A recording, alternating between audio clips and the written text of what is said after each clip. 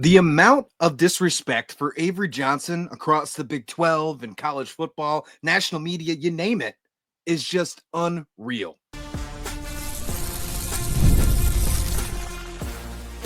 You are Locked On Kansas State, your daily podcast on the Kansas State Wildcats, part of the Locked On Podcast Network, your team every day. Yes, welcome on into Locked On Kansas State, your daily Kansas State Wildcats podcast. I'm your host, Christian Rauh, and thank you so much for making Locked On Kansas State your first listen every single day. Welcome back to my everydayers. Happy Monday. We are going to dive into a special episode today, a college crossover with my good friend Nick Marovets over at Locked On Cyclones, talking about the Big 12 quarterback power rankings that we see all across social media. We see them from the national websites like On3, ESPN, Rivals, whatever, you name it. We see them, and for some reason, Avery Johnson is never one nor two, and quite frankly, never really three. And I'm over the disrespect. And I asked my friend Nick to join me because Rocco Becht from Iowa State, a team that we lost to in Farmageddon, yes, I understand, made it to the Big 12 championship and also doesn't find himself in that situation. As we get closer to Dublin, which is less than 100 days away, that's the first quarterback battle that we have in the country, folks. Rocco Becht versus Avery Johnson. College football gets that week 0 in Ireland at 11 o'clock Central. Even though it's across the water, we still get it at 11 a.m. So let's dive into that conversation.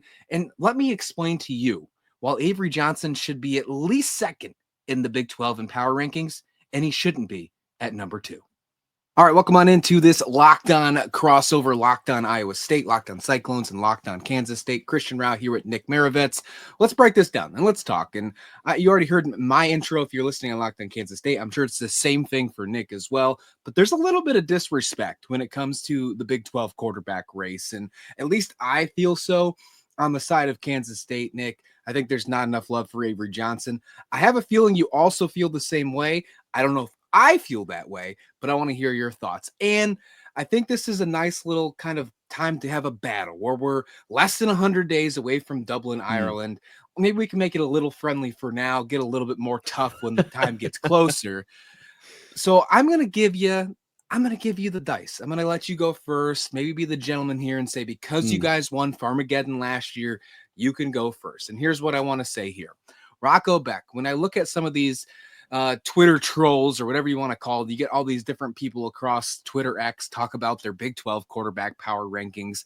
Here's one of them, CF Budge. That's one I see all the time on there. Number 1, Sam Levitt from Arizona State, Sawyer Robertson, number 2. And then you get Rocco Becht at 3 and Avery Johnson 4. That's actually a pretty decent one. Now, I would argue that well, hold your horses there. Avery Johnson's 4. I don't know if you should say that. I would argue that that's okay, decent. But then you have some other ones here, right? Where you have Rocco Becht at 2 and then Avery Johnson still at 4. Okay. And then here's one that's just completely out to left field, in my opinion. The Pete Sosa show. That's an interesting one. Sawyer Robinson at 1, Sam Levitt at 2, Josh Hoover at 3 for TCU, Caden Salter, a guy who's not even played in the Big 12 yet, from Colorado, goes 4, and then Rocco at 5. Avery Johnson, nowhere to be seen. Big ouch on this one. So what I'm trying to say here is I'm going to throw it your way.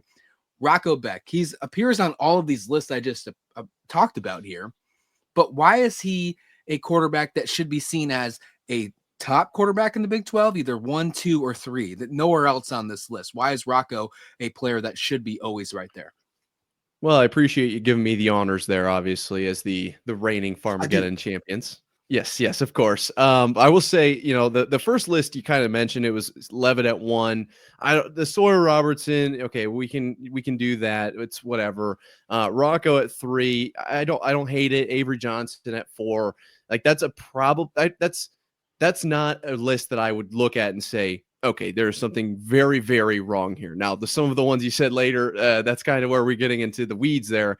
But as far as Rocco goes, there are a lot of differing opinions on Rocco. He didn't make the top 100 that On3 put out as far as players coming into this year, and I was very shocked to see that. And I think a lot of the apprehension comes because of the loss of Higgins and Noel, right? You're losing 2,200 yards of offensive production. But I don't think that that's a big deal because I've got really three big reasons here. For one, we aren't accounting for Rocco's legs. Rocco on the ground last year was unreal, either in picking up yards early in the down set and 1-2, or later in third down situations where he was able to actually get that new set of downs. Second reason, clutch factor is you can't really quantify it, but it felt like Rocco had that last year. Just a handful of single score wins for the Cyclones, and Rocco kind of at the helm of a lot of those. And then finally, when you look at the offensive production coming into this year for the Cyclones, we have a influx like crazy of tight ends just due to injury. And then Chase Sowell and Xavier Townsend transfer wide receivers that I do think will be very, very solid. A little side piece that I've thrown in consistently is that Xavier Townsend and Rocco, friends from, I believe it was high school. And so that chemistry is going to play a role, in my opinion. And then you look at the running back position, because really it's wide receivers, tight ends, and running backs that are catching the ball for 99% of the time. There was a name, River Peppers, thrown out by Matt Campbell as an exemplary, as an exemplary kind of receiving back on top of the added experience of Abu Sama and Carson Hansen. So I think across the board, we're poised to have yet another very solid receiving group, even if it isn't, which we don't know if it is or not, just the wide receivers. I think every position is going to be able to come through for Rocco, and I don't see any problems with that side of why are we holding up because he's missing players. You and I are going to have a longer conversation about Iowa State in the next coming days, where we start the whole summer school process, digging into Big 12 teams. So I don't want to go too deep on that. But when we talk about Rocco Becht, and we talk about what he did last year, I mean, let's not forget that you guys were in the Big 12 championship game last year. I mean, that was a game that Rocco helped you get there. There's no doubt about it. And then you look at the past of Iowa State. We're talking about Brock Purdy, a guy who just got a contract extension in the NFL. He's finally not getting paid at the minimum wage level. He's not bus driver pay anymore. He's finally getting NFL-like pay quarterback. Now, say what you wish about if you think it's an overpay or not, whatever the case may be. I disagree. I think you did what you need to do to get paid. You did exactly. You did what you had to do. Team friendly. I love that. And then you have Hunter Dekkers, who, I mean, dare I say, could he be a potential Saints quarterback at one time? Could happen. You never know, right? It's a gamble. It's a gamble. I'll say that. I'm not afraid. But all that being said, there is, and I think I can make the same argument with Kansas State, and I probably will in the next segment. There is a history of good quarterbacks with NFL potential at Iowa State. Are we looking at another one right here with Rocco Becht? Absolutely. I don't know if Rocco will go to the NFL after this year or if he'll wait another year. But I think there is a real argument that in 2-3 years, there will be 3 starting quarterbacks in the NFL from Iowa State. Now, that is kind of gambling, if you will, on Hunter Dekkers getting the starting position. But when you look at who's in the Saints building, which I kind of broke down earlier last week, it's Tyler Shuck, obviously going to get kind of the nod as that second round pick. But then who else, right? It was Spencer Rattler, and I can't remember the guy's name, but I remember the pictures he took. Those 2 guys, I don't know if they're necessarily severe competition to Dekkers. Therefore, there's a real shot that Dekkers could play in the NFL and at the same time as Rocco and Brock Purdy. And I say that because Dekkers is the one that I am not so sure on. I think Rocco is absolutely the NFL type of quarterback that I guess NFL teams are looking for, right? He's got the ability to extend plays on the ground. We've seen him throw deep balls exceptionally well, especially to Higgins last year. And his accuracy overall is relatively solid. And that was only when he was, sophomore or whatever it was last year. Like he's got time to develop this year and potentially even next year if this year doesn't go perfectly. So there is obviously a history of Iowa State in the NFL, a history of Iowa State quarterbacks in the NFL, and there is a future in Rocco Becht. I am very confident in saying that I have no doubts that he will be on a team somewhere and probably starting within 2 years. All right, nice little teaser to what we have coming in the next few days on the offensive side, especially with Rocco Becht for Iowa State. If there is one thing that will slow him down this year to not make him a top 1, 2, or 3 quarterback in the Big 12, what will it be? Injuries. I think if there are no injuries, Iowa State is, and I know that's a little bit of a cop-out answer, but I have been extremely high on this team. I've spoken with many people, and it seems like there is kind of this consensus of like, well, I don't know what this team could be, and I just don't see it. I legitimately do not see it. So when you ask me that question, it comes down to, does what happened last year happen again, where this team is just bottom of the barrel, if you will, going into the last few weeks of the season? If we can avoid that, which I know it's football and it's going to be tough to do, if we can avoid that, I have full confidence in Rocco as far as one player goes. All right, head to the dugout. When you come back, it's my turn to bat. I'll let you throw a couple pitches at me, and I'm going to tell you exactly why Avery Johnson deserves to be the top quarterback in the Big 12. This is a special Locked On College crossover with Locked On Kansas State and Locked On Cyclones. Ever check your bank account and wonder, where did all my money go? Well, between dining out, online shopping, and entertainment, it is easy to lose track. Well, that's where Monarch Money comes in. Your personal CFO, giving you full visibility and control over your finances. Monarch Money isn't just a budgeting app. No, it is a complete financial command center. You can track all your accounts, investments, and spending in just one place. So you stop managing your money and start building wealth. When I first started using Monarch, I realized just how much I was spending on food delivery. Now I budget smarter and save more. So thank you, Monarch, for that. So take control of your finances just like I did with Monarch Money. Use code LOCKEDONCollege at monarchmoney.com for 50% off your first order. That's monarchmoney.com, code LOCKEDONCollege for half off your first year.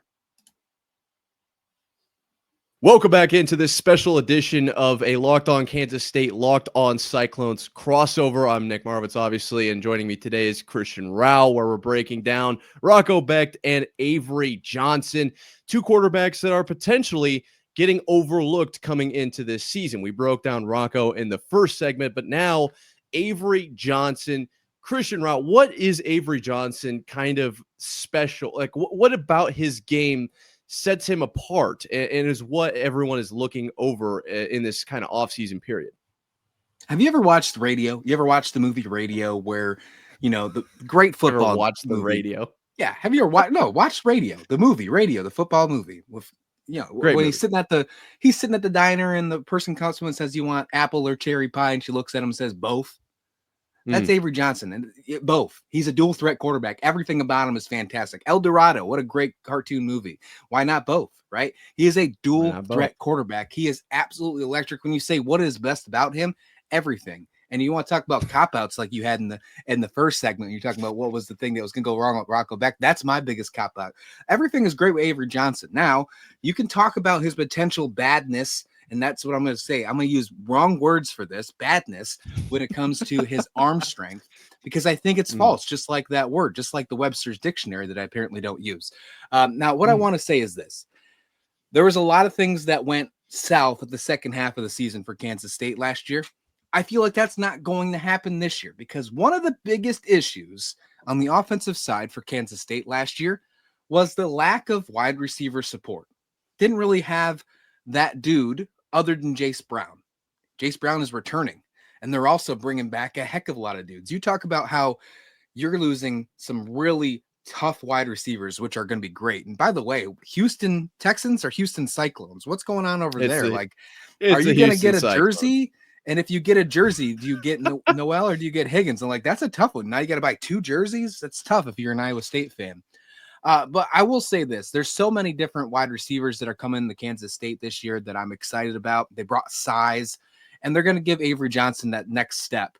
And that's why I really wanted to bring this conversation up today. When I see these different Big 12 power rankings, and the best they have is Avery Johnson at 4.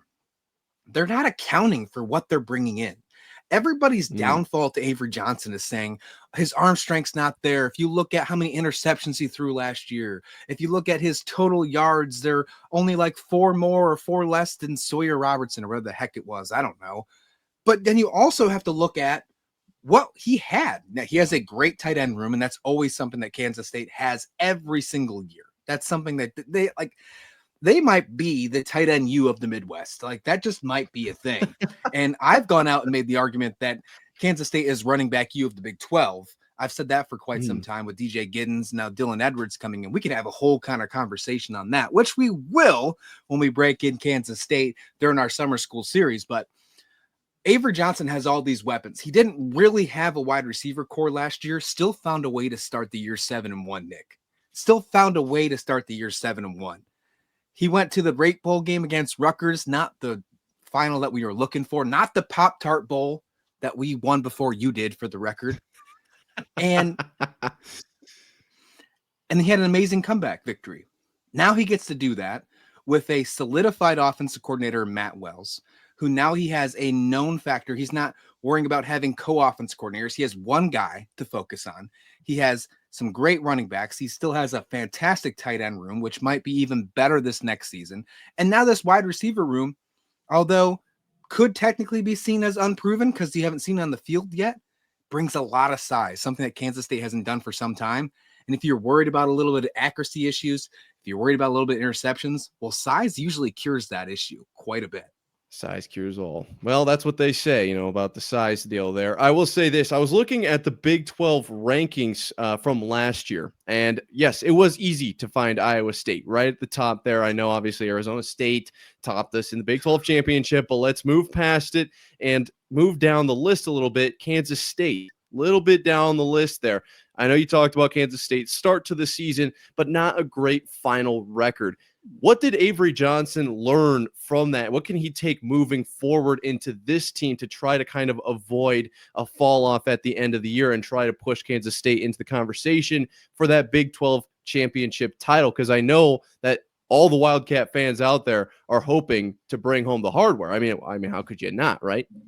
Right. And that's a good point. I mean, your first year at the starting quarterback in the Big 12 in a school as prestigious as Kansas State, and you run into some issues after having a 7-1 start, as I mentioned. And, you're not a freshman, but you're really acting like a true freshman out there because you're trying to learn the system, and you had to get some grit. You had to learn some tough decisions and some tough issues while you're going, like, in full time. So I think that's what you learn. I also think he wasn't 100% healthy towards the end of the season. I think that had a lot to do with it. You didn't see him get to be more of a dual threat quarterback as much as you like to.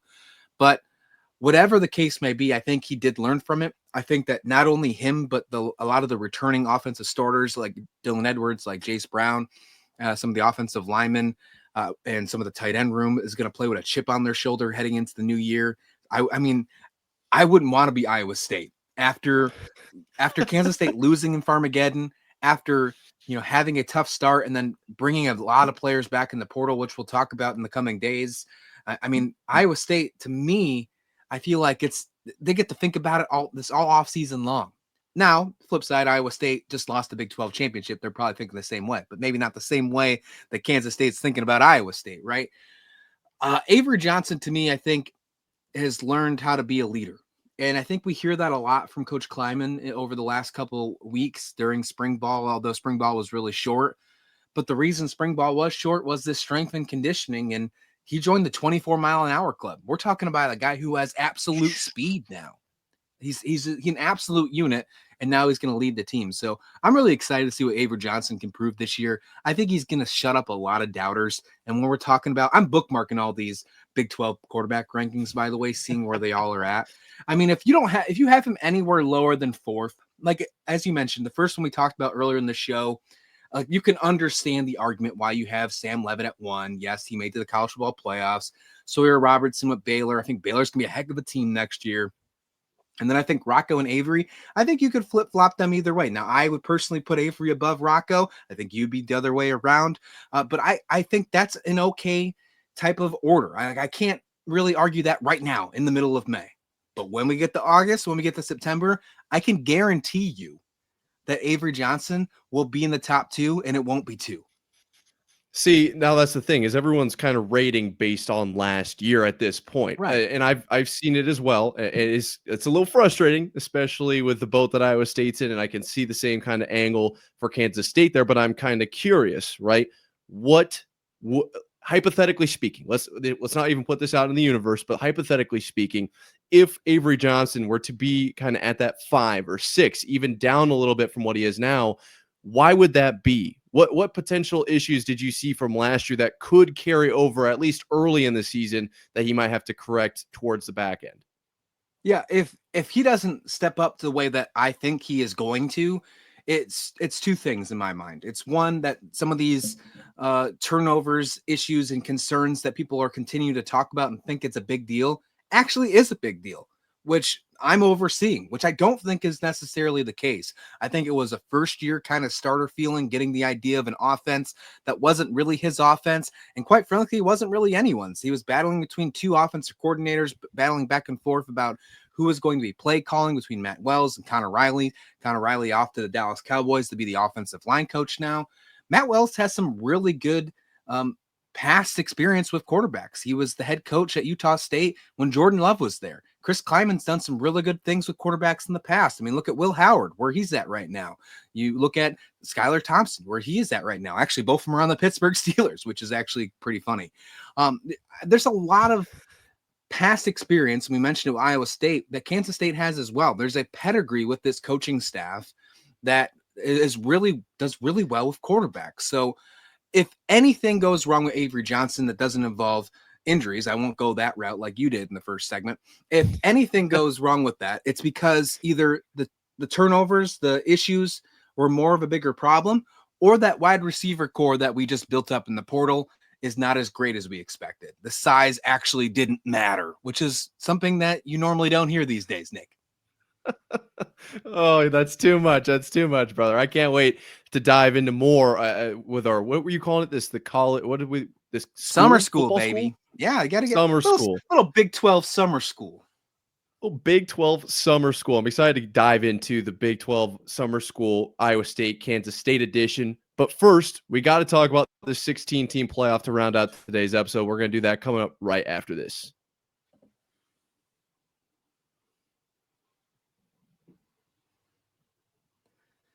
Welcome back to a special Locked On College crossover, Locked On Kansas State, Locked On Cyclones. If you haven't already, click that subscribe button wherever you're listening, because we are absolutely growing these channels. If you're a Big 12 fan, all that good stuff, you want to make sure you're tuned in, because we are bringing you content every single day like no one else. And we're diving into this conversation where we had Avery Johnson or Rocco Becht. I think we got a nice little preliminary out there, like how we're feeling. I think that was the nicest way you and I could probably talk about each quarterback. That'll probably be the last time we do that. But it was nice, in the middle of May, when we're kind of away from it, dust has settled from last year. We're not really in gauntlet mode yet. It was a good moment to finally do that. Now let's talk about some weird things, because first of all, we've heard about this new format of 16-team playoff that eventually and most likely is going to happen in the future. And then I want to round up when we end this show. I've saw a couple people from On3, like Andy Staples, and I've seen some others like from Fox Sports, Joe Klatt, put out their post-spring top 25, and see what you think about that to round out this one here on this special crossover. So if you haven't already, hit that subscribe, leave some comments, what you're thinking, all that good stuff, because we are bringing you the action. All right, Nick. 16-team playoff, which is inevitable to happen. I mean, before we really dive into it, you have the 12 teams last year. Big 12 only got one school in, Arizona State. I think you can make the argument that there should have been two at the very least. And I think although Iowa State made the Big 12 championship, I would lean that BYU was the one that was snubbed because of the SMU defeat or victory, if you will. But either way, I think that the Big 12 should have had two teams in. With this new 16-team format, there would be a guaranteed two teams from the Big 12 auto bids. ACC would also read two, but the SEC and the Big 10 would get four. Do you think that's fair? Do you think that's rigged? Or do you think that makes a lot of sense in this Power 4/Power 2 kind of rule they're bringing in now? Yeah, when you say rigged, immediately your eyes go up, you kind of sit back, like, whoa, that's a pretty bold accusation there. Then you remember the Big 10 and the SEC are the ones that are planning this whole thing. They're the ones making these rules. So when we look at they're doubling the amount of teams that each conference would get it, like maybe rigged is the word to use there. Now, I have no problem with, I've kind of thrown this out before. What if we go 3-3-3-3 or 2-2-2-2? If it's even, that's fine. I really don't have too much of a gripe with that, especially if you're pushing to 16. But when it's uneven like this, and this is the way I look at it. you can't guarantee me that there are going to be 4 national championship caliber or even playoff caliber teams from the SEC or the Big Ten, and that there are going to be 2 or 1 of the same caliber from the Big 10 or Big 12, or the ACC. Wow. So what I'm trying to get at here, I hate it, because you could have a year where the Big 12 has 3 or 4 or 5 schools and the Big 10 only has 1 or 2. And now there's a huge disparity where there are playoff teams that are left out and there are not very good playoff teams in, literally just because of auto bids. And with the structure that's being laid out, doesn't really look like there are going to be very many at-large positions. Now, I don't need to go into this rabbit hole. I could talk about this all day long, and I have, but that is my biggest takeaway here. If you're going to do auto bids, fine, but make them even across the board, because then it's just reducing the odds of not good teams getting in over teams that are actually good from a different conference. I think the best quote I saw was actually from an ACC coach, University of Miami, or Miami U, the U, if you will, Mario Cristobal. And he said, with these new automatic bids, it's like granting bids. It's like granting spots. And in college football, we've never been about granting anything. It's about earning things. Earned. And with this automatic bid process, you're giving spots away. You're taking away the beginning of the season. You're only worrying about just a certain amount of games, especially if you have 4 SEC schools, 4 Big Ten schools. I'm with you 100%. This brings back the whole conversation about last year, because if we had these automatic bids process, we would still be going back to Alabama or BYU, teams that didn't make the process, right? Well, what teams would have made that? Would Alabama would have made it? Would they have been one of the 4? BYU probably would in the second Big 12. And or you can go 2 years ago with the Florida State situation, right? So lots of things here to me that's super confusing, and I'm not for it either. I don't like auto bids, even if it guarantees 2 Big 12 schools in. I'm not for it. I personally think heading into the new year, this new playoff where it's going to be 12 teams again this year in 2025 might be the last time we have 12 teams. I still think the Big 12 will get 2 teams in, because I think that the conference is so good this year. There are going to be 2 teams where they cannot deny. I really do think that. And I think that there's a couple schedules that line up that way. And I think we're going to have at least 2 teams in the conference that at the second place team will be 10-2. Like could have a 12-0 team, could have an 11-1 team leading the way. And I think that second place team will be 10-2. And I don't think you can leave them out. That's just where I sit going into the season.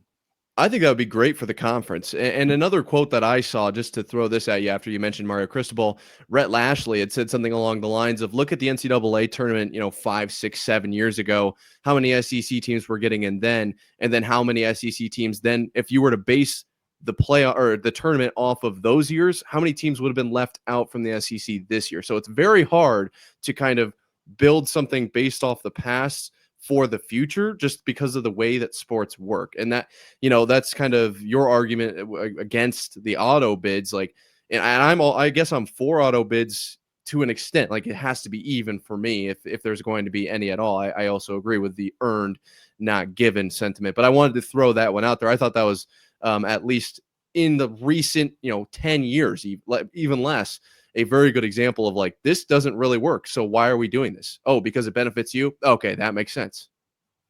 I got 3 top 25 post-spring top 25s that have been posted from some people that we follow on 3, like Andy Staples, Avery Wasserman, Joel Klatt from Fox Sports. Joel Klatt has Kansas State at 16, Iowa State at 17, right there, 16-17. Avery Wasserman has them at Kansas State at 23. Iowa State, nowhere to be found. But Andy Staples has Iowa State at 23, but Kansas State, nowhere to be found. So here's my thought process here. Obviously, we both like Joel Klatt's better, has both of them up at a little higher, and both on the board. How much stock are you putting into these post-spring top 25s?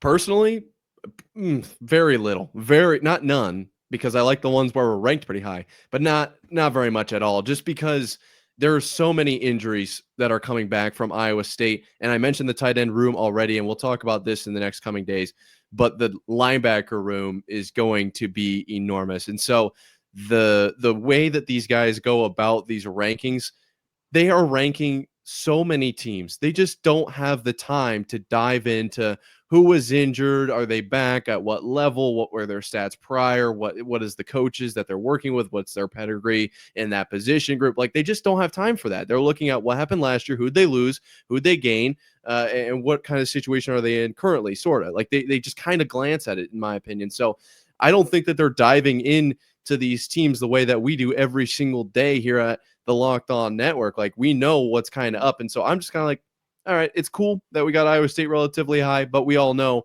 by week 7, Iowa State's probably going to be in the top 10. And then they'll all be like, oh, who could have seen this coming? Well, me, I saw that coming. Less than 100 days till you and I take a battle, not you and I exactly, but in Dublin, Ireland. We'll have our Guinnesses ready to go.